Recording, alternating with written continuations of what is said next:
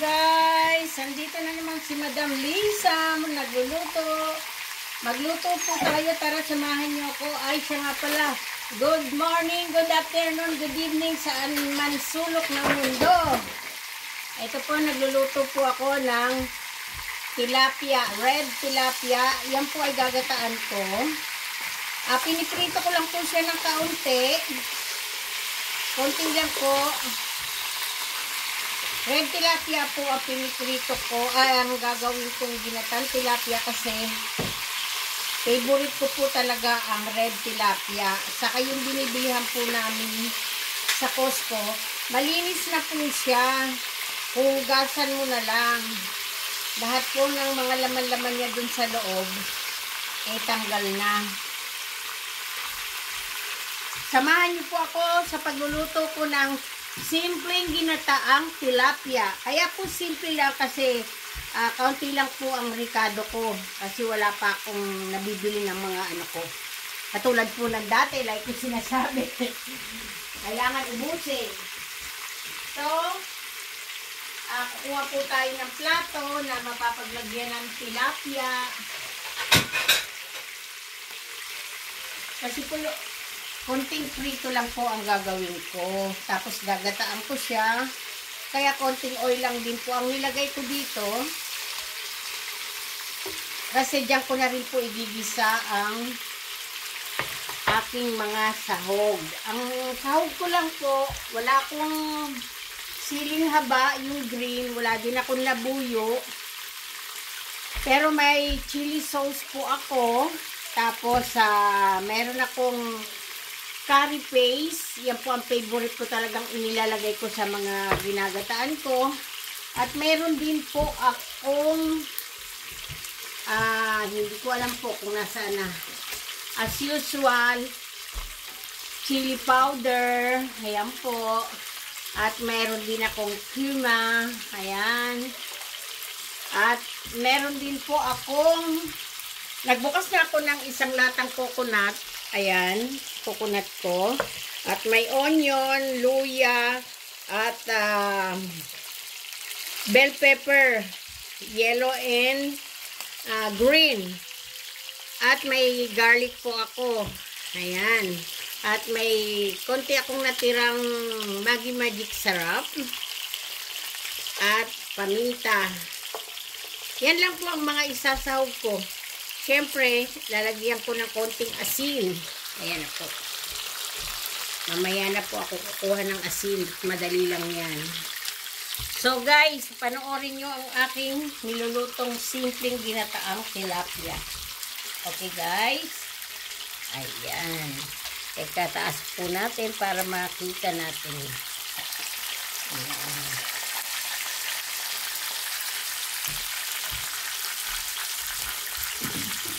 Baliktarin natin ang isa ito, ang ulo.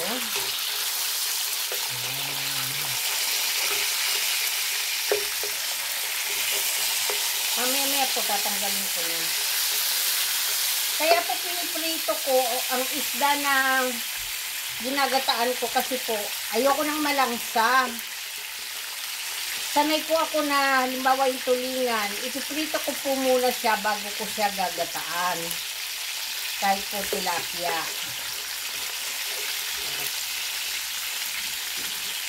Kasi ano ko sa langsa. Saka po, sorry po, na mas favorite ko ang red tilapia kesa sa black tilapia. Kasi po, mayroon akong nabili noon na black tilapia. Hindi ko naman po sinisiraan ang mga nagtitinda ng tilapia na black. Kasi hindi naman po nila kasalanan yun eh. Mayroon po ako talagang na hindi maganda kahit po malinis na hospital po ako. Kaya po, bumibili na lang ako ng tilapia sa Costco. Masyado po kasing sensitive ang tiyan natin. Kaya mag-ingat po tayo sa mga kinakain natin. O ngayon po, tatanggalin ko na po itong isda. Ayoko naman po pritong-prito talaga siya. So, tanggalin na po natin. Dalawang tilapia lang po ang inano ko. Hiniwa ko siya.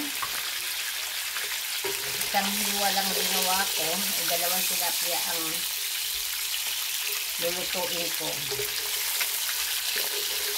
Akin lang po ito kasi ang kasama ko po dito sa bahay. Hindi po sila kumakain ito. Kung tutuusin po, ayaw nila akong pakainin ito. Pero gusto ko po kasi talaga ang isda. Bangus po, napakatagal ko na talagang hindi kumakain. Ewan ko kung ilang taon na. Matinik po eh. Favorite ko rin ang bangus, kaya lang matinik. So, ayan po. Dito po sa pinaglutuan natin, dahil konting mantika lang naman po yan, gigisahin po natin yung onion. Naku, nasalihan ng bell pepper.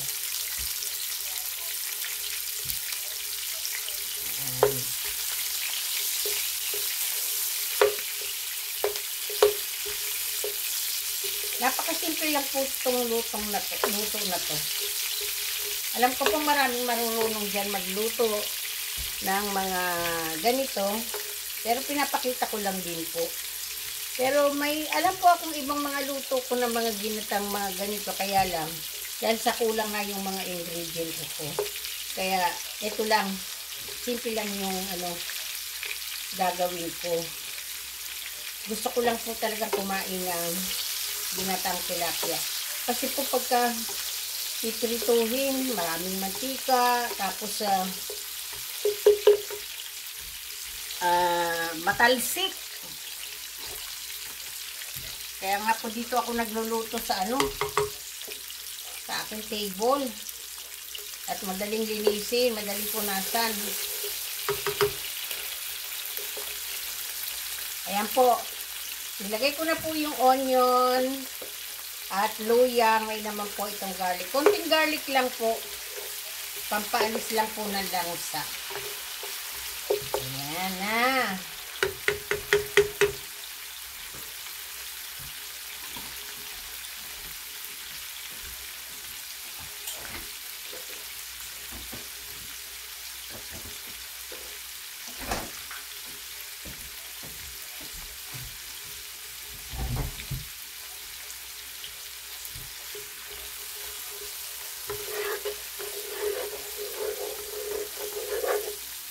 Ilalagay na po natin uli ang isda.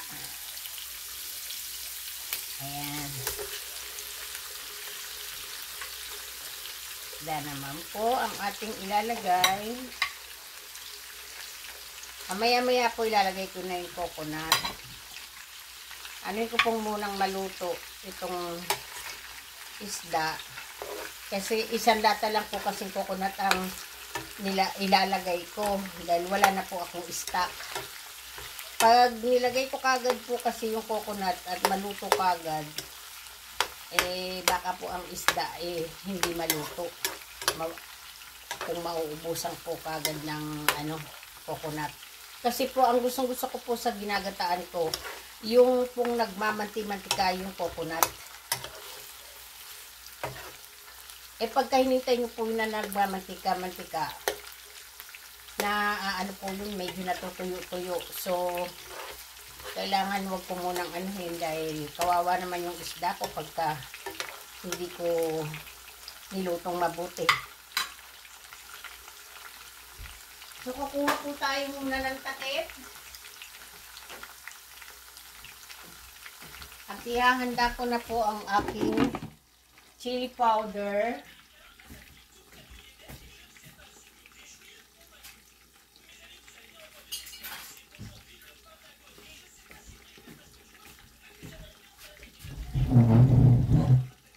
Ito po, isang kutsara. Ayan. Maglalagay po tayo dito sa kutsara ng chili powder. Konti lang po. Kasi ito lang po maanghang na kaya hindi na po ako naglagay ng So, ilalagay na po natin dito. Ilalagay ko sa mantika. At kuma. Ito po, kuma. Ayan po. Pampalasa lang. Ayan.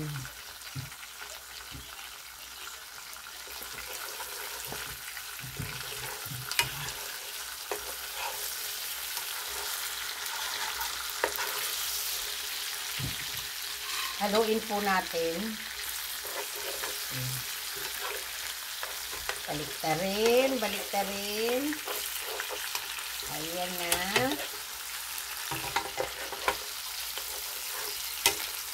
Hindi naman po ito aabutin ng 1 oras pagluluto nito.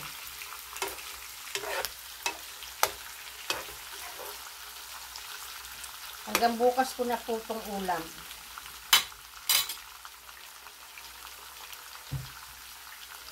So, ilalagay na po natin ang coconut. Ayan na po. Isang lata po ang nabili ko.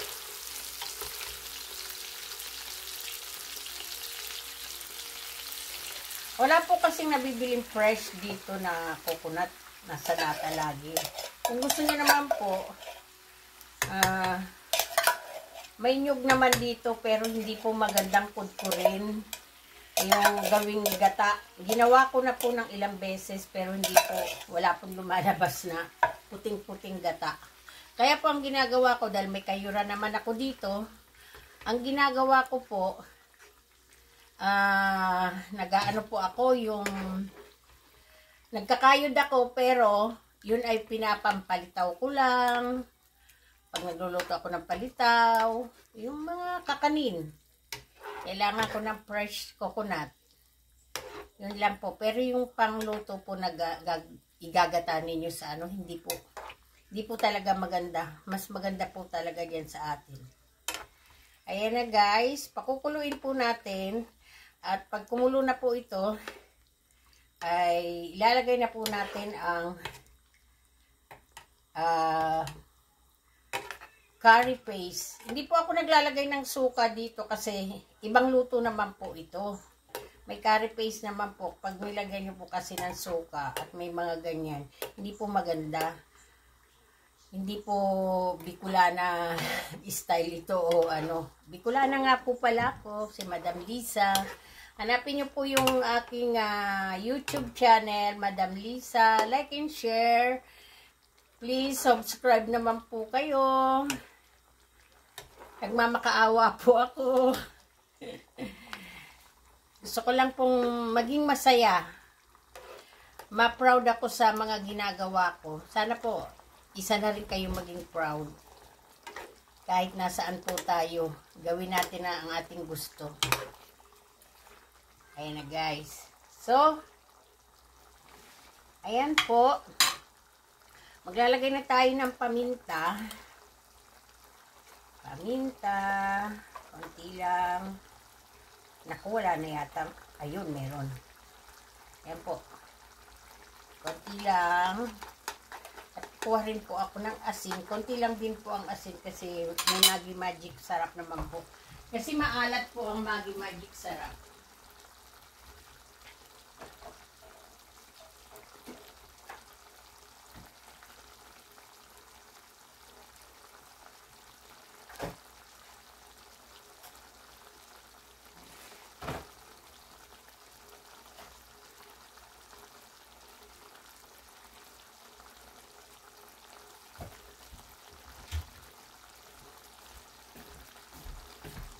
Ito po, konting asin lang nilagay ko.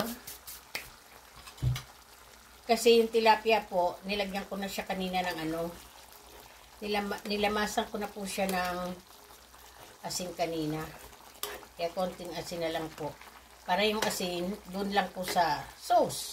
Maglasa ng konting asin yung sauce.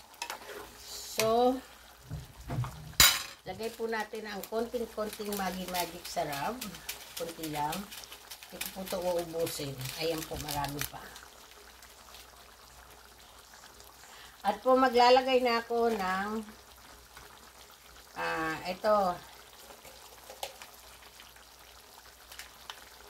Paste. Ano ba ito? Curry paste. Minsan po, yellow, green. Depende po sa mga niluluto ko kung anong nababagay na ano. Pero ito po maganda red. Bali, isang kutsara lang po ang ilalagay ko. Ayan na po, nahulog na po yung iba. Ayan. Konti lang po kasi medyo maanghang-anghang po eh. Ayan.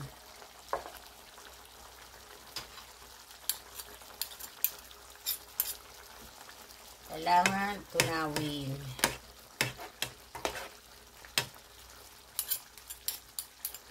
Kunin natin itong mga ano. Ialo natin. Ayan. Tignan nyo po, nagre-red siya. At nagkukulong-kukulo.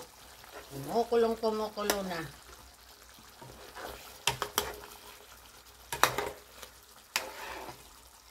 Mahilig po ako sa maanghang. Kaya lang wala po yung mga... Wala na kasi kung tanim dahil taglamig na po rito. Ang lakas po ng snow sa labas. Ang lakas po na ng snow. Kanina po nung nag-video ako, mahina pa yung snow. Yung kaninang umaga, nung una kong video. Mahina pa po yung snow. Ngayon po malakas na. Ayan po ah. Inaano ko lang po kasi yung nilagay kong ano, curry paste. Ayoko pong mamuuyan ng ano, tapos kakainin ko buo. Anghang po yan. Ayan, Indian curry po yan. Ayan na. So, lalagyan ko po siya ng konting chili sauce po. Sauce sriracha. Konti lang. Dahil maanghang na po. Kasi may chili powder na. Tapos may curry paste. Ayan. Konti lang. So, haluin po natin uli yung sabaw para magkalat at pantay ang kulay. Ayan na. Naku, gaganahan na naman po ako.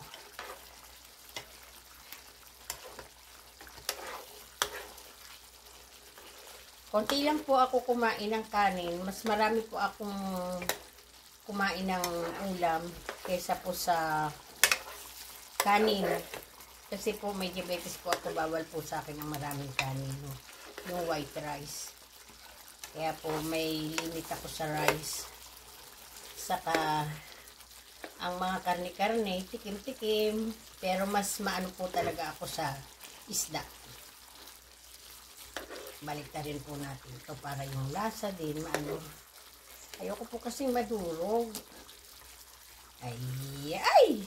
Ayan, nadurog na. Hindi naman, okay lang. Kasuka ng ano, ng sauce. Ang bango-bango. Ang bango po. Ayan. Kaya tignan niyo po, malapot na, di ba? Lapot na po. Pwede na. Sarap po nito. Pwede na akong mag-asawa.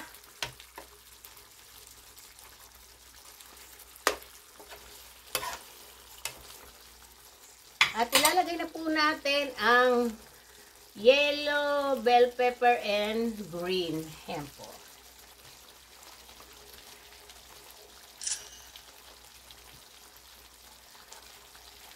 Takpan po lang natin ng kaunti. Tapos papatayin na po natin kasi ayaw pong lutong-luto ang sinahog kong ito. Kasi gusto ko po crunchy.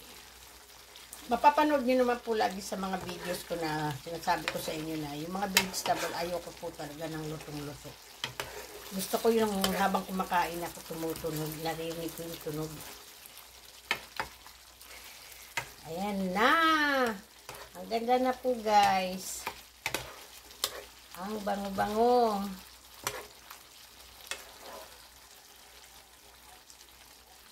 Naan lang po ang apoy.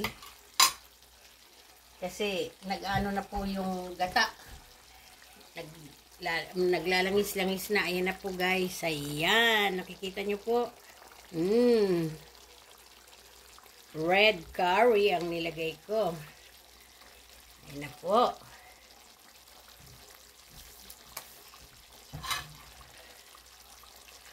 Ayoko po nang makalat sobra.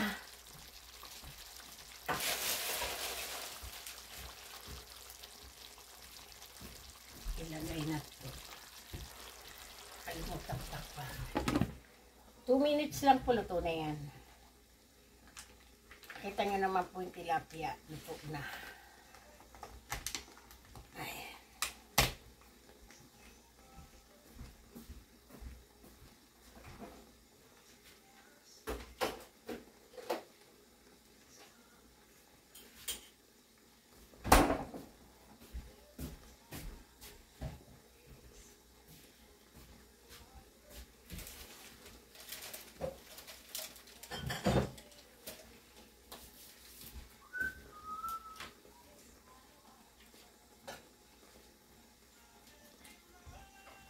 May sinaing na rin naman ako.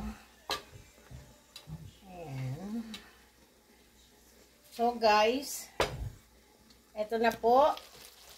Luto na po siya guys. Patayin na po natin. Kasi alam ko luto na siya. So, kukuha po tayo ng isa at titikman po natin. Ayan na guys.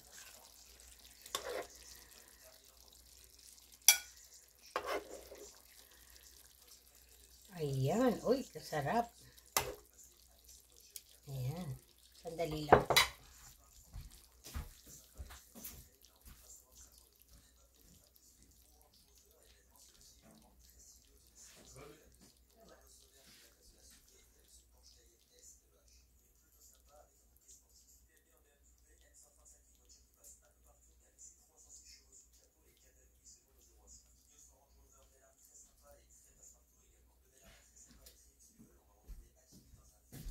Kumuha lang po ako ng green onion sa tanim ko. Hugasan ko po ng konti.